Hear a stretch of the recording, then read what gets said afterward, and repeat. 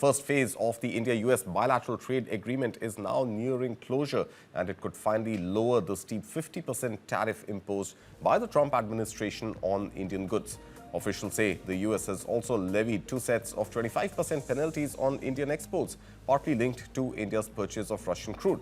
Now, negotiators are working on a special package to ease these reciprocal tariffs, and that tranche is almost ready.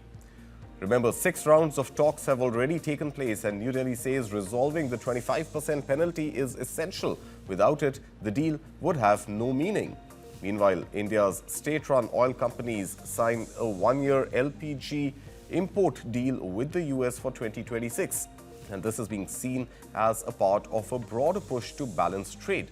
The larger goal is mainly boosting bilateral trade between India and the United States to $500 billion by 2030.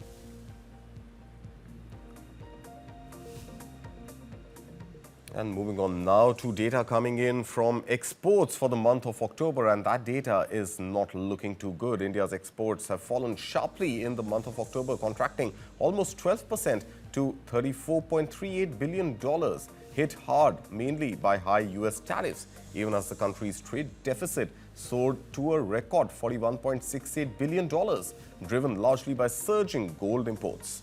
The government data shows imports rising over 16% to an all-time high of $76 billion, with gold imports alone jumping nearly 200% and silver soaring over 500%. Now, key export sectors like engineering goods, petroleum products, gems and jewelry, textiles and chemicals all saw major declines.